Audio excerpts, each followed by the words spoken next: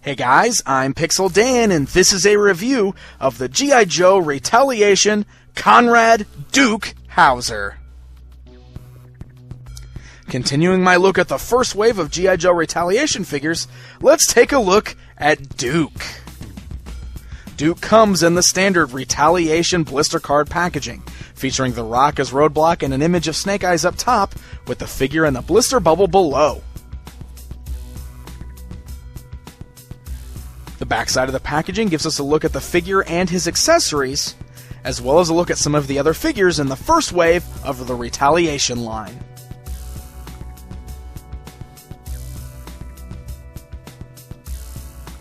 As we've really come to discover while taking a look at this first wave of G.I. Joe Retaliation figures, they don't really seem to be entirely movie accurate.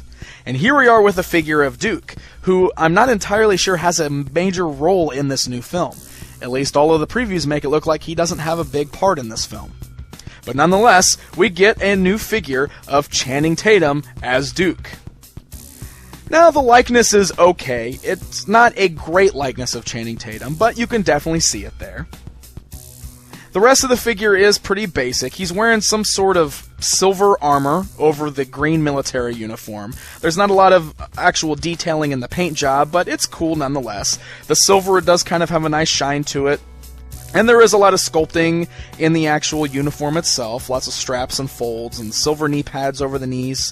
So it's okay looking. It's not anything too spectacular that really stands out. But there's nothing really wrong with it either, I wouldn't say.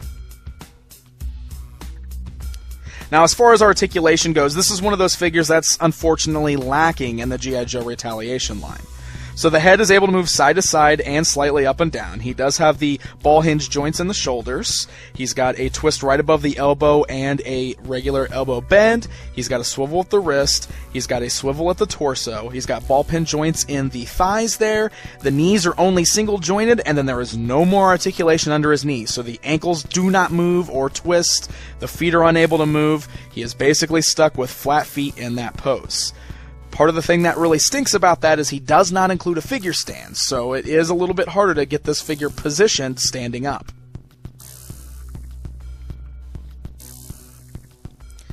Now, as far as his accessories go, Duke does include this really large orange grenade launcher looking weapon. It is just a solid orange in color, so there's no extra detail whatsoever.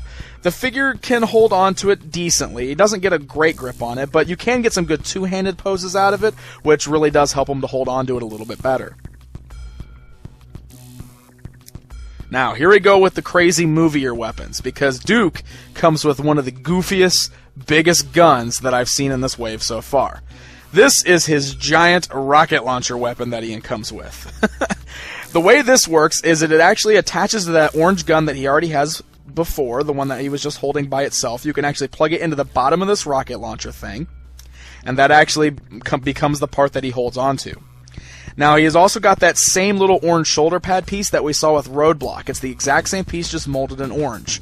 So this just clips onto his shoulder there, his right shoulder, and then there's a small little ball joint on the rocket launcher that plugs into it to help him balance it, and then he holds onto the gun part with his hand.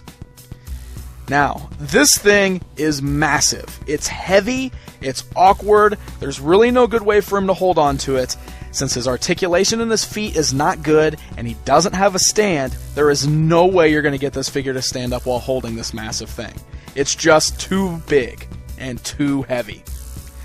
Now, it does fire those missiles off of there, and the way it works is it actually comes with this big, giant ripcord. So you insert the cord through the little slots there, and then when you pull it out, it actually spins the turret and fires the missiles. It works really well, and it's kind of a neat little feature, but it's really awkward trying to hold the figure while holding this gun, while using the ripcord, and storing the ripcord in the gun isn't going to make it easier for him to stand up. So there you go.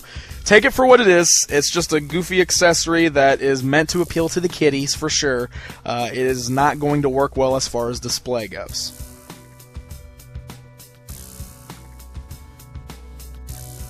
So there you go, guys. There is a look at the brand new Duke figure from the G.I. Joe Retaliation line. Again, I'm unsure exactly how movie accurate this is, and he's really not too terribly exciting of a figure. He's okay looking standalone, but the weapons leave a lot to be desired, and that big goofy rocket launcher gun just doesn't do anything for me. It's useless as far as I'm concerned. But hey, maybe the kids will love it. So there you go, guys. G.I. Joe Retaliation figures are starting to hit stores right now, but if you don't want to do any hunting, why not head over to www.pastgenerationtoys.com to check out their selection of Retaliation figures and see what else they have to offer. Until next time.